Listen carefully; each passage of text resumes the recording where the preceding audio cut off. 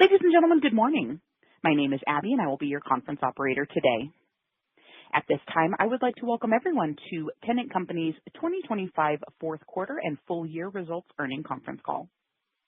This call is being recorded. There will be time for Q&A at the end of the call.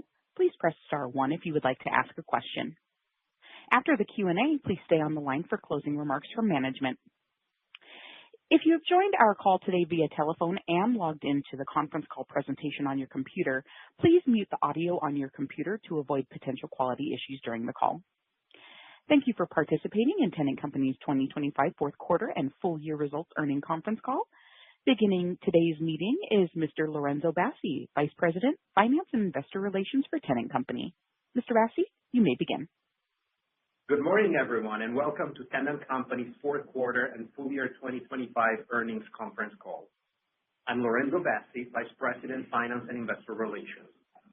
Joining me on the call today are Dave Huml, President and CEO, and Fay West, Senior Vice President and CFO. Today, we will review our fourth quarter and full year performance for 2025. Dave will discuss our results and enterprise strategy, and Fay will cover our financials. After our prepared remarks, we will open the call to questions. Our earnings press release and slide presentation that accompany this conference call are available on our investor relations website. Before we begin, please be advised that our remarks this morning and our answers to questions may contain forward-looking statements regarding the company's expectations of future performance. Such statements are subject to risks and uncertainties, and our actual results may differ materially from those contained in the statements. These risks and uncertainties are described in today's news release and the documents we file with the Securities and Exchange Commission. We encourage you to review those documents, particularly our safe harbor statement, for a description of the risks and uncertainties that may affect our results. Additionally, on this conference call, we will discuss non-GAAP measures that include or exclude certain items. Our 2025 fourth quarter and full year earnings release and presentation include the comparable GAAP measures and reconciliations of these non-GAAP measures to our GAAP results. I'll now turn the call over to Dave. Thank you, Lorenzo, and good morning, everyone, and thank you for joining our Q4 and full year 2025 earnings call. As we reported today, our Q4 and full year 2025 results were materially impacted by the North America go-live of our new ERP system during the first week of November of 2025. I will be devoting a significant portion of my overall remarks to the North America ERP go-live. I want to address upfront the impacts, including operationally, financially, and for our customers, where we stand today, and the path forward. Let's talk about what happened. Despite a successful go-live in the APAC region in September and extensive preparation in North America, the cutover of the ERP system in the first week of November introduced severe system functionality issues that limited our ability to enter orders, ship products, and service our customers. Core functionality required for processing orders, particularly for our highly configurable machines, did not perform as intended. As these issues emerged, our teams, together with our implementation partners, mobilized extensive stopgap procedures to offset system limitations that prevented normal order entry, production sequencing, and shipping. These actions allowed us to process limited activity, but they were highly labor-intensive, inefficient, and not an adequate substitute for fully functioning workflows. Despite these sustained efforts to diagnose, remediate, and recover, the underlying problems proved far more complex and persistent than we anticipated based on our stress tests. We expected a short-lived productivity dip similar to APAC, where operations normalized within a week. Instead, in North America, we lost 3 full weeks of machine order entry and parts shipping capability. In essence, the system could not be stabilized as quickly as anticipated, prolonging the disruption and amplifying the operational impact, irrespective of the significant investment we made in recovery actions. So what do we have planned, and why did it not operate as expected? We moved into the go-live based on the results of our testing and the confidence we had in the readiness of the environment, including sign-off from both the business readiness team and our implementation partners. We also had clear mitigation plans that included safety stock and manual contingencies. These were designed to offset anticipated potential inefficiencies, not an unexpected fundamental inability to transact for a prolonged period. We also relied heavily on our APAC implementation experience as a proxy for North America. While we believed that experience would guide our North America transition, the complexity and scale of the North American business created unique challenges. Let's talk about the operational and customer impacts. Our operations were significantly disrupted, particularly from the cutover date through November, across all three U.S. production and distribution facilities. To keep plants running, we incurred additional overtime, freight, and other direct operating costs from the cutover date and into December as we worked to maintain production and distribution. The customer impact was equally severe. During November, starting on the cutover date, we were unable to fulfill many orders and could not provide reliable visibility into shipment timing. Our parts and consumables and service businesses were especially affected as we were unable to ship parts for most of the month. Our inability to operate at scale drove an extended backlog and limited our ability to provide reliable shipment dates. We take great pride in our customer relationships and recognize how much trust our partners place in us. Our teams communicated frequently throughout the disruption, and many of our customers showed patience in the early days. We are appreciative of that, and we sincerely apologize for the strain this has caused. Let's shift to the financial impact. The operational constraints had clear implications for both fourth quarter and full year performance. Orders were reduced by approximately $15 million as the challenges we experienced in parts and consumables and in equipment directly affected demand. These dynamics, combined with our limited ability to operate plants at normal capacity, resulted in an estimated $30 million impact on net sales. Roughly half of this shortfall reflects the lower order intake, and the other half represents activity that moved into backlog. Gross margin was also pressured. Roughly $13.5 million of the impact came from the sales shortfall, and another $8.5 million was tied to operational inefficiencies and higher labor and freight costs, along with deleverage. As a result of this gross margin impact, adjusted EBITDA was negatively affected.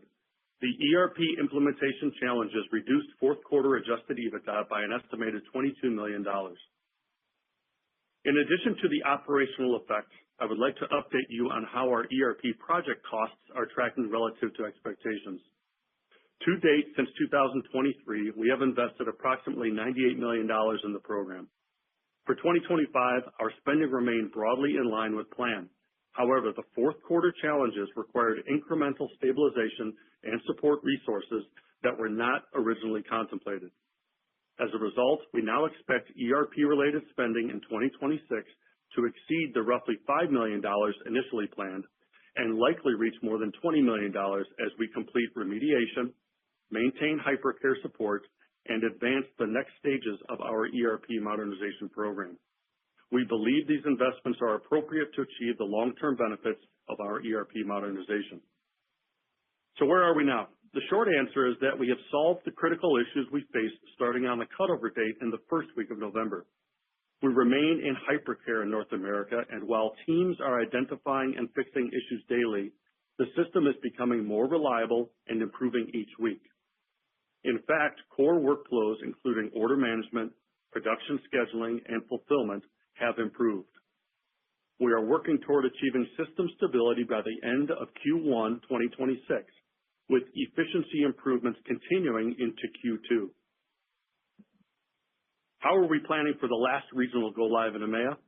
The experience in North America is reshaping our approach to the remaining ERP phases in EMEA, which initially was supposed to begin and complete in Q1 2026. We have paused the EMEA timeline, not to set a new date, but to focus the entire organization on North America recovery as our 100% priority. Despite the disruption, our strategic direction remains intact. At the end of the day, everything we are working through now reinforces the long-term value of our ERP transformation, including better data, greater scalability, and ultimately a more efficient and capable enterprise, all with the goal of serving our customers that much more efficiently and effectively. Despite these challenges in the second half of the fourth quarter, the fundamentals of the business remain strong. Our international teams delivered solid execution throughout the year, and the momentum we saw outside North America in the fourth quarter highlights the breadth and durability of our global footprint. EMEA grew 5.1% year over year, supported by price realization, foreign exchange, and steady commercial execution across multiple markets. APAC returned to improved performance late in the year as growth in Australia and India offset softer demands in parts of East Asia. These results reinforce the strength of our global portfolio and our team's ability to perform in dynamic market conditions. From an innovation and growth standpoint, 2025 marked important progress on several of our strategic fronts. We launched 4 major new products during the year and continued to see increased customer adoption of our robotics portfolio, which delivered roughly $85 million in AMR sales, inclusive of recurring autonomy fees. We also maintained disciplined capital allocation throughout the year. In 2025, we repurchased approximately 1.1 million shares for $88 million, reducing outstanding shares by about 6%. This was an intentional and meaningful deployment of capital, consistent with our long-standing strategy. We were able to do this while continuing our commitment to returning capital through dividends, including the company's 54th consecutive annual dividend increase. Our balance sheet remains strong, and with low leverage and solid liquidity, we have the capacity to invest in innovation, operations, and strategic priorities while still returning capital to shareholders. The actions we took in 2025 reflect our stated capital allocation priorities, and that is how we will continue to approach capital allocation in 2026. We remain committed to growing our business, investing organically, and pursuing strategic acquisition opportunities. We will also continue to use our share repurchase authorization when it represents the best use of capital. That discipline, combined with the strength of our balance sheet, positions us well as we move into next year. Let me shift and talk about the launch of our dedicated TNC robotics group. A major milestone in the quarter was the launch of a dedicated organization focused on accelerating the adoption and scaling of our autonomous robotic cleaning solutions. This new structure brings together expertise spanning product design and engineering, production, commercial strategy, marketing, business development, and customer support. The intent is to create a unified and focused team responsible for advancing our autonomous product roadmap, expanding production capacity, and supporting customers throughout the deployment and operational life cycle of these solutions. The formation of this group directly aligns with our enterprise growth pillars. The team will accelerate our product roadmap, strengthen our commercial focus, and enhance customer engagement throughout the adoption journey. By unifying these capabilities, we are better positioned to drive awareness, increase demand, build the right channels, and deliver a consistent customer experience as autonomous solutions scale globally. The AMR market continues to expand, driven by persistent labor shortages, rapidly advancing technologies, and declining costs. At the same time, the landscape is becoming more competitive as new entrants move into the space. Establishing a dedicated AMR organization positions us to move faster, innovate more efficiently, and provide the support needed for consistent in-field performance. This is a meaningful step forward in advancing our enterprise strategy and capturing the significant opportunity emerging in autonomous cleaning. With this renewed focus and increased investment, we are elevating our long-term ambition. We expect our AMR revenue to reach approximately $250 million by 2028, reflecting our confidence in the technology, the strength of our portfolio, and our ability to lead the ongoing transformation of this industry. Looking ahead to 2026, our primary focus is on restoring full operating capability in North America and driving steady improvement in efficiency as our system performance strengthens. We expect the challenges associated with the ERP transition to ease through the first half of the year as we expect reliability improvements, phase out of manual workarounds, and teams to transition from stabilization to a focus on productivity. At the same time, we are encouraged by the momentum in our autonomous and robotic solutions. The dedicated cross-functional organization we established is positioned to accelerate both development and commercialization, and we expect to build on the strong demand we generated in 2025. We will continue to scale our autonomous portfolio through new product introductions to serve a broader array of vertical market and customer applications.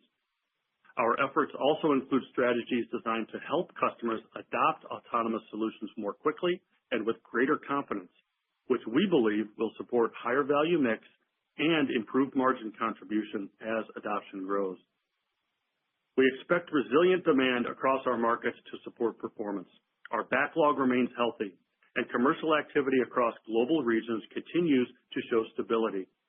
With this foundation, we believe we are well positioned to capture demand and drive growth through new product innovations, strategic pricing, and go-to-market sales and service actions.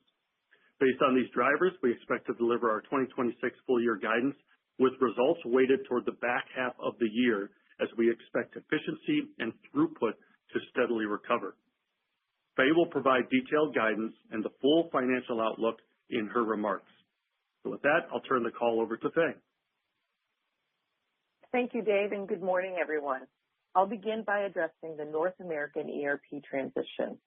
We estimate that the ERP disruption reduced fourth quarter net sales by approximately $30 million. This impact was distributed, with roughly 1/3 affecting service and parts and consumables, and 2/3 impacting equipment sales. We project that half of these sales are unrecoverable, while the remaining portion represents unfulfilled orders that have been added to our backlog. Furthermore, the disruption decreased adjusted EBITDA by approximately $22 million. Incremental costs due to the recovery actions Dave mentioned earlier, combined with reduced operating leverage, disproportionately affected our cost of goods sold and adjusted EBITDA, resulting in the $22 million impact on adjusted EBITDA. The corresponding impact on EPS was approximately 91 cents. With that context, I'll now turn to our fourth quarter and full year financial performance. In the fourth quarter of 2025, Tennant reported a GAAP net loss of $4.4 million, compared to $6.6 million of net income in the prior year period. Full year 2025 GAAP net income was $43.8 million, down from $83.7 million in 2024. For the full year, net income was primarily impacted by a 6.5% decrease in net sales and a contraction in gross margin. These results reflect a combination of factors, including a decrease in volumes, partly attributable to the comparison against the prior year's significant backlog reduction benefit, as well as margin pressures stemming from product mix, higher material costs, and unanticipated challenges associated with our ERP transition that outpaced our pricing and cost reduction initiatives and lower operating expenses. Operating expenses decreased year-over-year due to lower compensation-related costs and reductions in certain legal, integration, and restructuring expenses. This was partially offset by higher ERP spending and an increase in bad debt expense. On a full year basis, interest expense and our average interest rates net of hedging were comparable year-over-year. Interest expense was higher in the fourth quarter due to higher average debt balances. Our effective tax rate for the full year was 24.3%, up from 20.1% in 2024. This increase was primarily due to the non-recurrence of certain non-cash discrete items from 2024. Looking at adjusted EPS, excluding non-GAAP costs, adjusted EPS for the fourth quarter was 48 cents per diluted share, down from $1.52 per diluted share in 2024. For the full year 2025, adjusted EPS was $4.57 per diluted share, down from $6.57 in 2024. I'll provide more detail on these non-GAAP costs. Our ERP modernization program in 2025 involved both planned investment and unforeseen operational impact. We invested a total of $59.1 million, comprising of $30.6 million capitalized and $28.5 million expensed as we advanced our new ERP platform. As we shared, the North American go live in the first week of November led to unexpected stabilization costs. These costs are distinct from our ongoing ERP modernization investment and contributed to the fourth quarter margin pressure. Separately, we recorded $6.4 million of restructuring charges associated with our global workforce reorganization and expect approximately $10 million of annual savings benefits beginning in 2026. Our 2025 results also reflect an updated legal contingency for the OWT intellectual property dispute. In September of 2025, a post-trial ruling increased damages by 30%, raising the total judgment to approximately $20.2 million. Consequently, we recorded an incremental accrued expense of $6 million in 2025. We have appealed aspects of this ruling, and this development does not impact our ability to sell any of our products and is not expected to affect our long-term financial performance. Let's now look at our quarterly results in more detail. For the fourth quarter of 2025, consolidated net sales totaled $291.6 million, an 11.3% decrease compared to $328.9 million in the fourth quarter of 2024. On a constant currency basis, organic sales declined 13.9%. This decrease was primarily driven by a 22.3% organic sales decline in the Americas, mainly due to the North America ERP implementation impact of $30 million on net sales, as well as volume declines in Latin America across equipment, parts, and consumables. These North American challenges were compounded by softer underlying demand in the industrial and aftermarket businesses. Despite these pressures in the Americas, the decline was partially offset by a 3% increase in organic sales in EMEA, driven by equipment volume growth in France, the UK, and Spain, and an 11% increase in organic sales in APAC, fueled by volume growth in Australia, China, South Korea, and India across both industrial and commercial equipment. Continued price realization in the Americas also provided a partial offset. Although December showed improvement as recovery efforts took hold, we were unable to fully recover the impact of the November disruptions.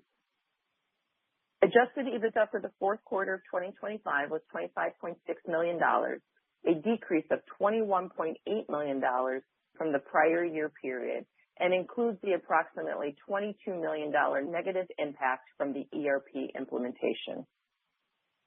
Gross margin in the fourth quarter came under pressure from several key areas. The most significant factor was the ERP transition, which resulted in an estimated $13.5 million volume impact and approximately $8.5 million in incremental costs and deleverage. We also faced additional headwinds from higher material costs due to unmitigated tariff costs and other inflationary pressures, particularly affecting our LIFO reserve. This was further compounded by roughly $4.5 million in other charges for the quarter, including inventory write-downs. These pressures were partially mitigated by positive contributions from price realization and favorable foreign exchange. Adjusted S&A expense was $10.4 million lower in the quarter, primarily due to lower compensation-related costs. As a percentage of net sales, adjusted S&A improved slightly to 27.3% from 27.4% in the prior year period. Moving on to full year results. For the full year 2025, consolidated net sales were $1,203.5 million, a 6.5% decrease compared to the $1,286.7 million in 2024. On a constant currency basis, organic sales declined 7.3%. This decline was primarily driven by lower North American volumes, influenced by the lapping of the prior year's significant backlog reduction and softer industrial demand in the second half, alongside the late year impact of the ERP transition. Net sales in the Americas consequently decreased 10.9% or 10.5% on an organic basis. In contrast, net sales in EMEA increased 5.1%, benefiting from a favorable foreign currency exchange impact and modest organic growth of 0.5% driven by price realization. The Asia Pacific region experienced a 3.5% decrease in net sales or 2.2% on an organic basis, predominantly due to pricing actions and softer underlying demand in China, Japan, and South Korea, though partially offset by volume growth in Australia and India. Across all revenue components, service grew 4.7%, parts and consumables were modestly higher, while equipment sales declined 11.6% year over year. These factors were partially offset by continued price realization, particularly in the Americas and EMEA. Adjusted EBITDA for the full year 2025 was $167.4 million, a decrease of $41.4 million from the prior year, primarily due to decreased operating performance in the fourth quarter. Adjusted EBITDA margin was 13.9% in 2025, a 230 basis point decrease from the prior year period. Full year 2025 gross margin decreased to 40.2%, a 250 basis point decline compared to 2024. The decline was primarily driven by lower volume and unfavorable mix. It also reflects the cumulative impact of the fourth quarter factors that I just discussed. Collectively, these significant headwinds more than offset the benefits derived from our pricing actions and our cost out initiatives. Adjusted S&A expense of $330 million decreased $22.1 million from 2024, primarily due to lower compensation-related costs and by the impact of the cost reduction initiatives implemented at the beginning of the year, partially offset by the effect of foreign currency and increased bad debt expense. Adjusted S&A expense as a percentage of net sales increased 30 basis points to 27.7% in 2025, which was primarily due to net sales deleverage. Turning now to capital deployment. In 2025, Tennant generated $65 million in cash flow from operations compared to $89.7 million in 2024. The decrease was primarily driven by lower operating performance, increased ERP expenditures, and higher working capital consumption. Despite these factors, we delivered $43.3 million in free cash flow, including the $59.1 million investment in the ERP project. Excluding these ERP-related cash flows, our performance translated into a 157% conversion of net income to free cash flow in 2025. Our liquidity remains strong with $106.4 million in cash and cash equivalents at the end of 2025, complemented by $374.3 million of unused borrowing capacity under our revolving credit facility. We remain committed to our disciplined capital allocation strategy, which balances strategic investments in our business with a strong focus on returning capital to shareholders. In 2025, we invested $21.7 million in capital expenditures to support our operational needs. Most notably, we returned a substantial $110.4 million to our shareholders. This includes $21.9 million in dividends and a significant $88.5 million in share repurchases, representing approximately 6% of our outstanding stock. This aggressive share repurchase program underscores our commitment to enhancing shareholder value. Our net leverage ratio stands at 1x adjusted EBITDA, which is within our targeted range of 1 to 2 times. We continue to evaluate and pursue M&A opportunities to enhance shareholder value. However, if there are no significant and imminent M&A opportunities, our priority is to return capital to shareholders through ongoing share repurchases and dividends. Moving to guidance. As we look ahead to 2026, we expect the overall macroeconomic backdrop and demand environment to remain broadly consistent with the conditions experienced in 2025. That being said, our guidance was formulated prior to last week's news regarding the Supreme Court's ruling on tariffs. As a result, we will need time to digest how the news may impact our contemplated guidance. We are confident in our ability to manage near-term uncertainties while also capitalizing on the opportunities ahead. As we have additional updates here to share, we will do so in due course. In North America, ERP-related operational challenges that arose in the fourth quarter of 2025 are expected to continue early in the year. As part of our recovery efforts, we conducted a comprehensive physical inventory that required a 2-week shutdown of our manufacturing and distribution facilities in early January, which will significantly affect first quarter sales and costs. Furthermore, we expect to operate below optimal efficiency as the new system stabilizes, leading to elevated costs and compressed margins, most notably in the first quarter.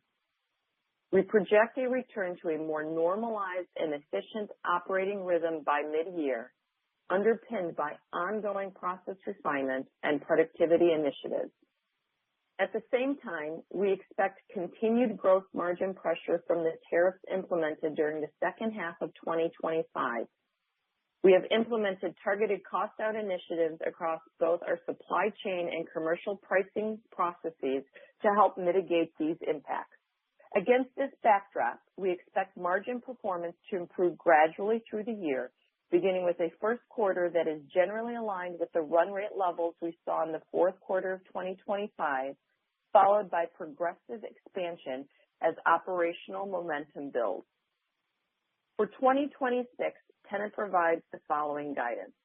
We project net sales to be in the range of $1.24 billion to $1.28 billion, reflecting organic sales growth of 3 to 6.5%. At the midpoint of this range, we anticipate sales growth will be driven by approximately 25% pricing actions and approximately 75% by volume increases. Notably, our volume forecast accounts for the first quarter impact from lost sales due to the physical inventory shutdown, which we expect to be partially offset by a drawdown of our existing backlog. We anticipate an increase in sales performance from the first half to the second half of the year, and we expect to see mid-single-digit growth in each of our geographies. We also expect our robotics and autonomous solutions to remain a source of momentum. For 2026, we project adjusted EBITDA in the range of $175 million to $190 million, with an adjusted EBITDA margin between 14.1% and 14.8%. This outlook is based on a year-over-year increase in net sales and an anticipated improvement in gross margin. The gross margin expansion is expected to result from a more normalized return to our favorable product mix, balancing industrial and commercial products with parts and consumables, as well as an optimized customer mix. These factors, coupled with ongoing cost savings initiatives and strategic pricing actions, are expected to drive profitability. Our guidance also reflects the full year impact of known tariffs at this time. Our guidance does include an increase in absolute spending for S&A and R&D and includes flowing incremental resources towards accelerating our robotics growth and advancing other critical strategic initiatives. We anticipate that S&A and R&D as a percentage of sales will be comparable to 2025 percentages. Additionally, we are guiding to an adjusted EPS of $4.70 to $5.30 per diluted share, excluding ERP project costs and amortization expense. This projected year-over-year increase reflects improved operating performance, which we anticipate will be partially offset by higher interest costs and an increase in our effective tax rate. We expect our adjusted effective tax rate to be between 24 and 29%, also excluding ERP project costs and amortization expense. With that, I will turn the call back to Dave. Thank you, Faye. Before we move into Q&A, I want to close with a simple message. This quarter clearly reflected the impact of the North America ERP transition, but our teams responded with urgency, discipline, and a clear commitment to our customers. Because of this, we've stabilized the most critical issues, and we believe we have a defined path back to normal operating rhythm as we move through the first half of 2026. At the same time, the underlying fundamentals of our business remain strong. Our global teams delivered solid execution throughout 2025. Our balance sheet is healthy, and the momentum in our autonomous and robotics portfolio continues to build. These strengths, combined with the disciplined capital deployment and focused operational recovery, give us confidence in delivering our 2026 outlook. We are fully committed to strengthening our operational foundation and advancing the strategic initiatives that support growth and shareholder value creation. I'm proud of the resilience of our team, grateful for the continued partnership of our customers, and confident in the opportunities ahead. With that, we'll open the call to questions. Operator, please go ahead. Thank you. And we will now begin the question and answer session. If you have dialed in and would like to ask a question, please press star 1 on your telephone keypad to raise your hand and join the queue. If you would like to withdraw your question, simply press star 1 a second time. If you are called upon to ask your question and are listening via speakerphone on your device, please pick up your handset and ensure that your phone is not on mute when asking your question. Again, it's star 1 to join the queue. And our first question comes from the line of Tom Hayes with Roth Capital. Your line is open. Hey, good morning, everyone. Hey, good morning, Tom. Hey, Dave, I just wanted to, I guess first, appreciate all the color on the ERP system implementation. Maybe you just wanted to circle back on 2 questions. One, you didn't want to put words in your mouth, but would you call the system stable these days as we're kind of moving into the end of February, March time period? Hey, I appreciate the question, and we did strive for transparency in our comments to make sure that everyone was well informed about what we've been through in Q4 and probably put a bit more color on Q1 than we normally would, given the impact of the ERP transition. We're stable in terms of our big 5 processes. As a manufacturing business, we've got to be able to book orders, build, ship, invoice, and collect. And we are capable of transacting across that range of capabilities. What we are working through now is, I would call, the remnants of stability and efficiency, being able to operate at efficiency, and our people getting used to using the new system. So in comparison to what we experienced in the first 3 weeks of November, where we were unable to enter orders in the system, yes, Tom, I would say we are far more stable. Okay. And then, Faye, I think you mentioned of the $30 million impact to sales in the November timeframe or fourth quarter timeframe, roughly half of that you guys view as unrecoverable?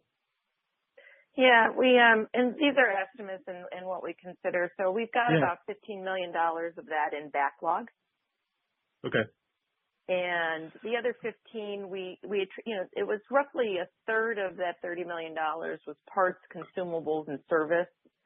And so we think that is difficult business to regain and to recover. So we think that that's the primary driver of lost revenue in Q4. Okay. Maybe shifting gears a little bit, I think it's really pretty interesting, Dave, is hoping to get a little bit more color on the robotics group, and maybe what are some of the FY 26 objectives for that group? Because I think, like you said, that at your closing remarks, there's a lot of momentum in that area right now. Yeah, thanks, Tom. We're really excited about it. Obviously, it's a difficult time for us from an ERP perspective, but we have continued attention and focus on growing the business and specifically in robotics. Not everyone in the company is tied up. Although everyone is impacted in some way, not everyone is tied up trying to solve for the ERP challenges.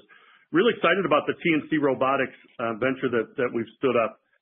We think there's a moment in time now. I should preface my remarks. We're really proud, and I'm proud of the business that the team has built in robotics to date. So this is not a replacement for anything we've been doing. This is an acceleration of our efforts.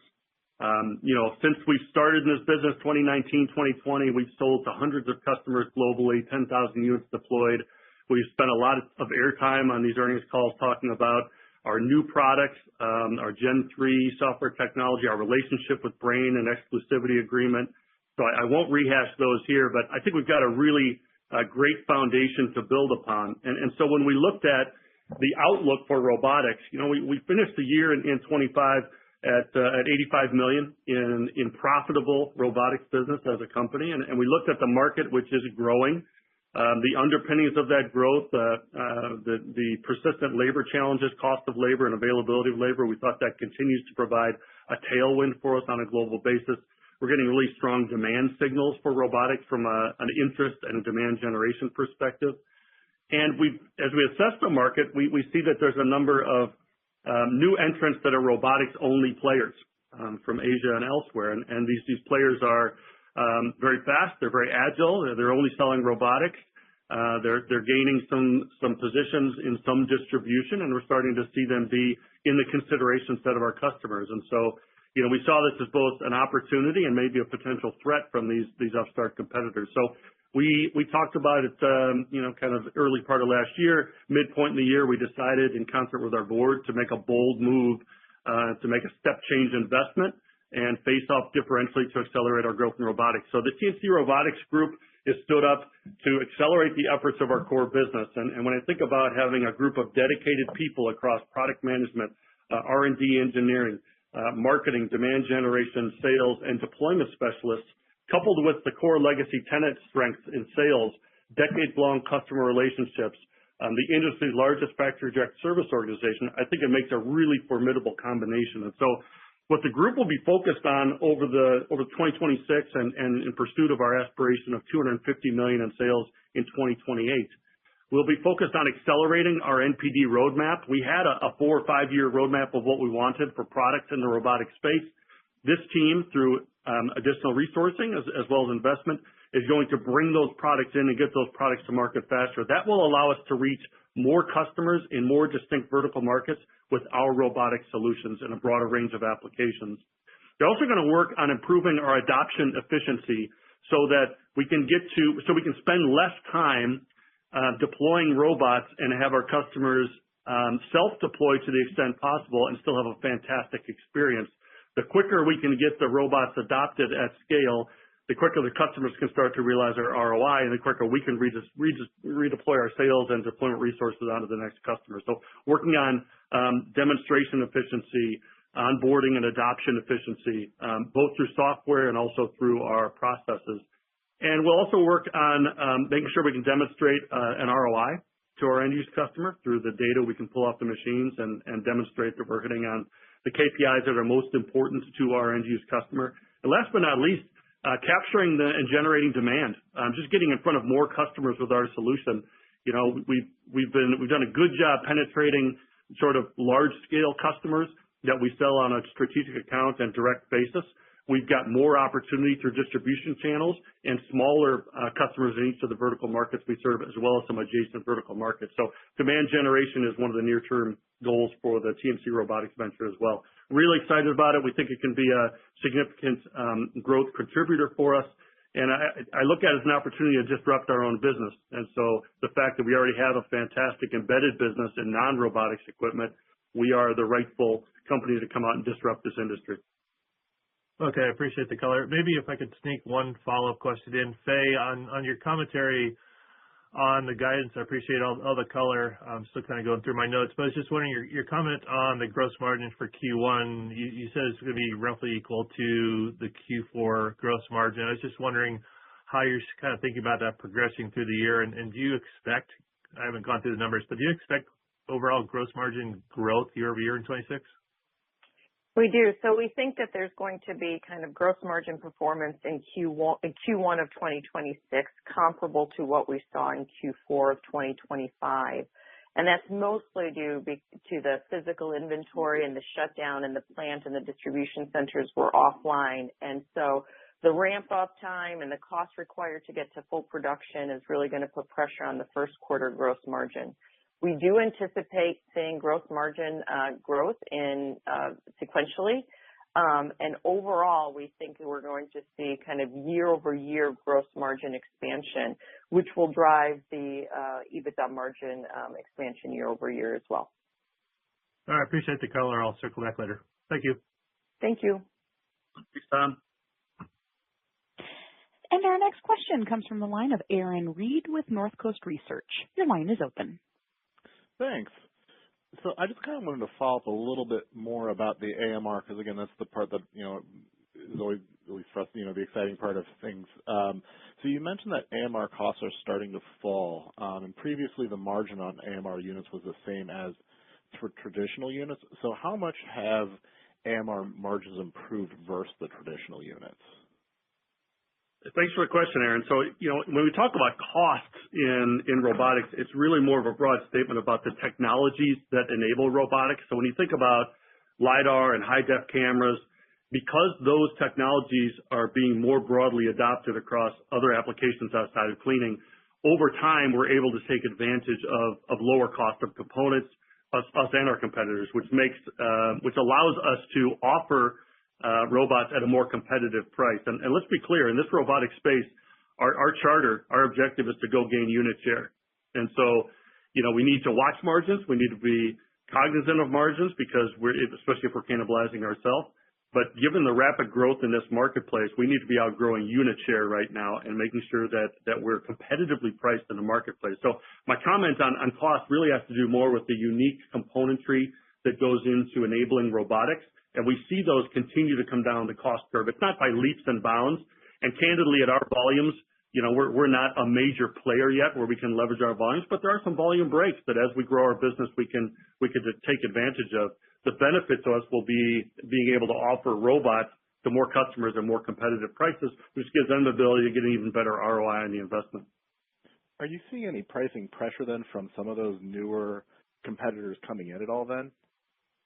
Yeah, great question. We are seeing pricing pressure from our competitors, all of our competitors, but I would say especially the upstart entrance robotics only competitors. These are brand new upstart companies. They don't have an embedded business they're trying to protect. They're trying to go out and grow unit volumes so they can presumably get to profitability. So they're in a very different starting position than us. Given that pricing pressure, that's another one of the reasons we decided to stand up the TNC Robotics Venture, so that we have a group of people inside the company that are thinking, planning, acting more entrepreneurially, and going after the market as it exists today, acknowledging the reality of those robotics-only competitors, and making sure that our value proposition is at a commandable premium to them. We do think that our value prop, our product, and our ecosystem support can command a premium. But there's a limit to that premium. And so one of the first things that the robotics group is working on is making sure that we're competitively priced in the marketplace, as well as have a competitive offering of solutions as well as products. That makes sense. And then one more question here, and then I'll pass it off. Just switching back to your guidance. So your guidance in 26 reflects like a mid-single-digit growth and an EBITDA margin expansion in line with that of your long-term goals. So taking a step back, how should we think about, the first part of 26, especially in the first quarter? Yeah, so I think we'll see. It's almost going to be like a tale of two halves. And I think I mentioned just previously and in the prepared remarks that Q1 will be impacted by the shutdown of the facilities for the physical inventory and the ramp up. And so we're going to see an impact on sales, an impact on margin. The margin is not recoverable long term, but the sales will be recoverable within the year. So that's really just kind of from a timing perspective. We are going to slowly see kind of a ramp up in Q2. And I think, when you look at the first half versus the second half, we'll see significant improvement in the second half. As we, work through the kinks and stabilize the system and increase our efficiency and have the physical inventory and the impacts of that behind us. So, we'll see improvements throughout Q2, but really a ramp up in Q3 and Q4. Great. Thank you much. And as a reminder, it is star one if you would like to ask a question. And our next question comes from the line of Steve Ferazani with Sidoti. Your line is open. Morning, Dave. Morning, Faye. Appreciate all the detail on the call. Got to ask a couple of difficult questions, as you'd imagine, Dave. Apologize for it ahead of time. But in terms of disclosing what were clearly issues that were going to be material to your results, obviously you knew probably by early December. It's now late February. What was the decision process in terms of not disclosing some of these issues earlier to shareholders?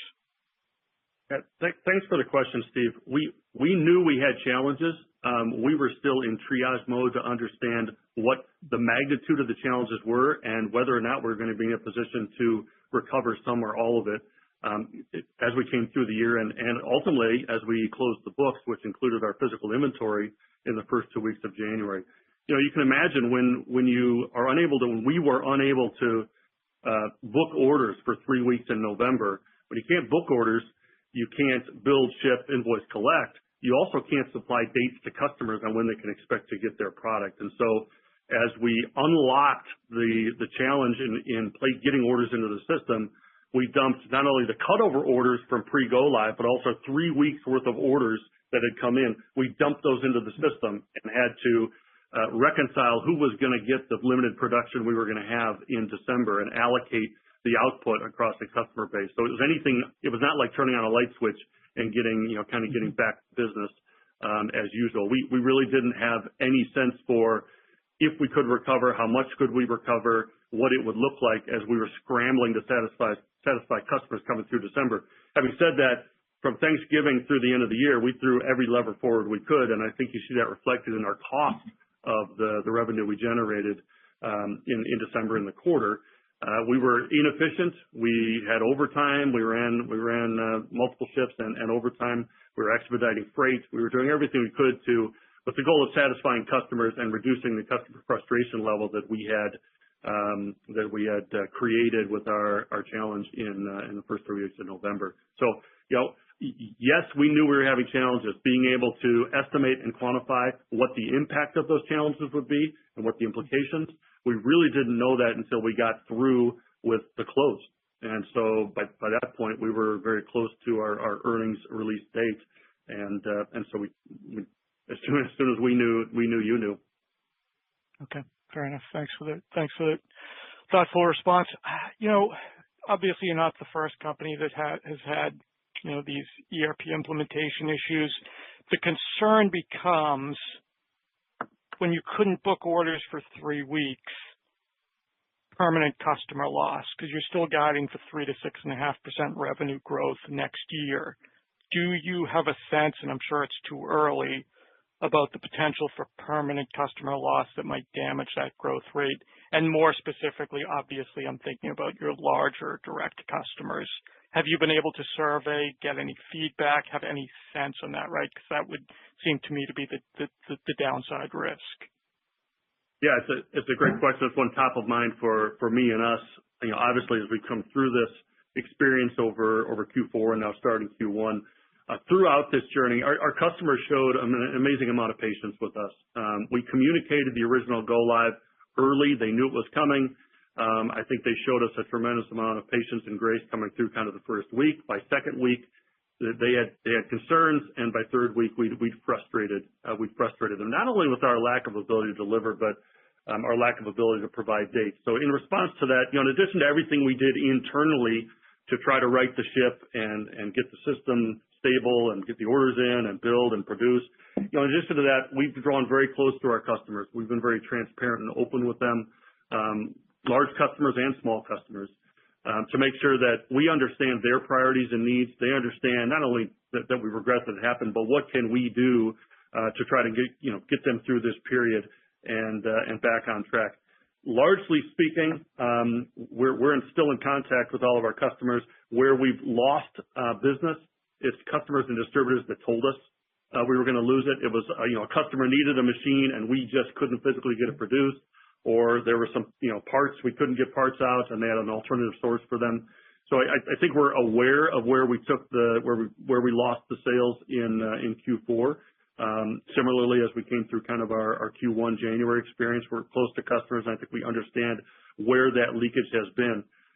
We have work to do, and the customers are still talking to us and telling us what their needs are and maybe expressing frustration, but working with us as we dig out of the hole. I'm very concerned about them. I'm less concerned about them than a customer that just walked, right, and just said, "Hey, I'm frustrated," and I'm moving on. The vast majority of our customers, and certainly the largest, are in that first camp where they're frustrated. Okay.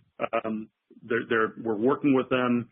In some cases, we're on a daily reporting of their orders and their orders in process and their shipments to let them know how we're getting back on track. We have made significant progress coming through December, and then we took another step back, I'll say, with the physical inventory from a customer perspective, and we've made progress since that physical inventory.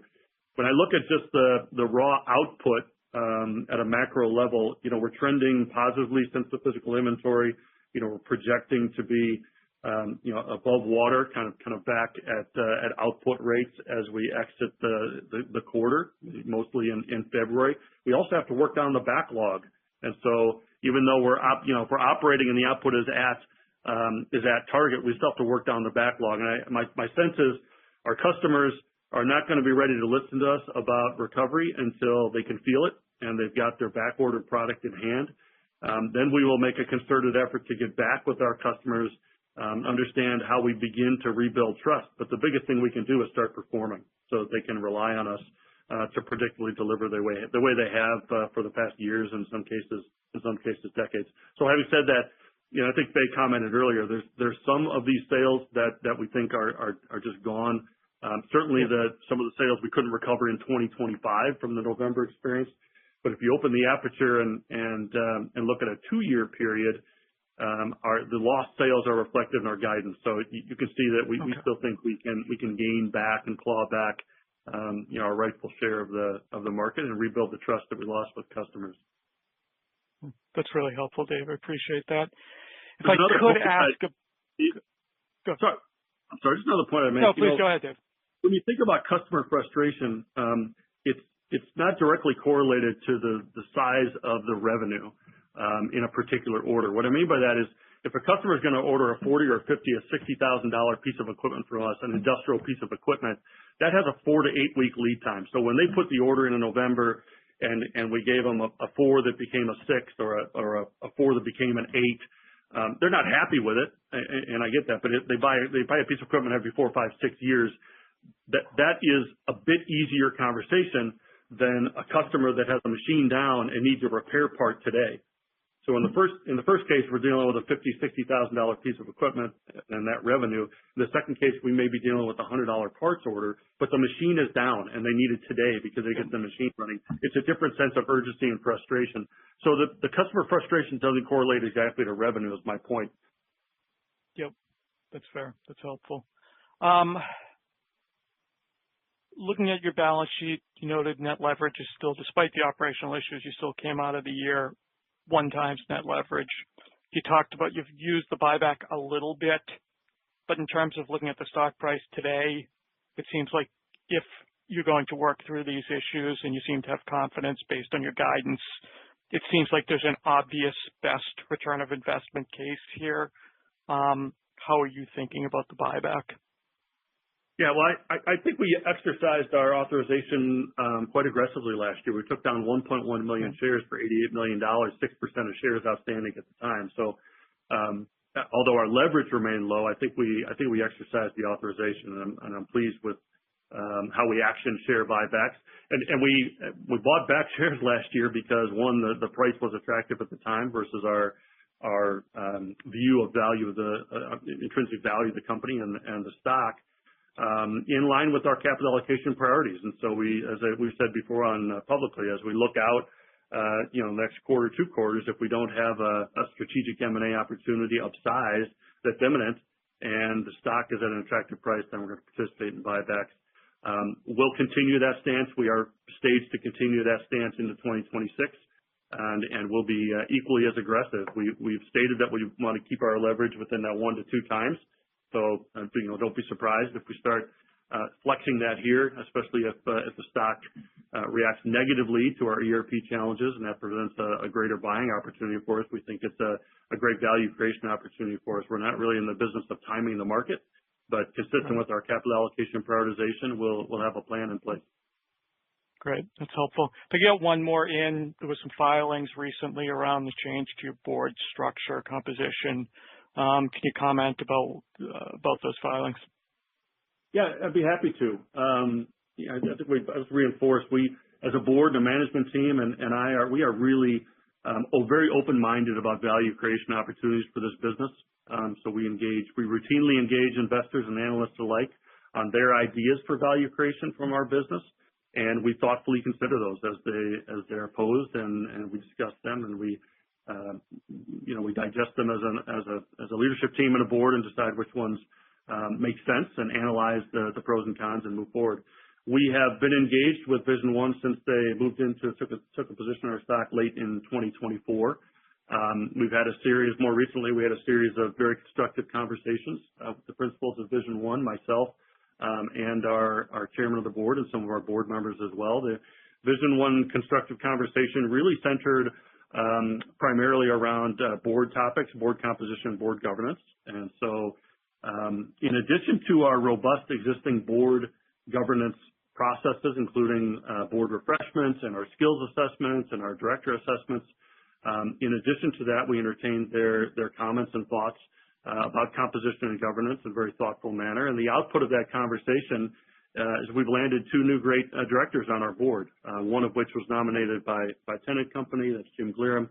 Patrick Allen was nominated by Vision One and vetted by the company. We think we've added a significant skill sets to our board, and we're pleased to have Jim and Patrick on board. You probably saw a cooperation agreement that has some fairly customary clauses in it, including a standstill, some board assignments some committee assignments for the new directors, and we've committed to move away from a staggered board starting in 2027, or at least make the proposal to move away from a staggered board. So I would say these two new board directors, welcome to Jim and Patrick. I'm sure they're on the line. I talked to them just last night, and they're excited to be part of the Tennant organization and board of directors. And we're moving forward.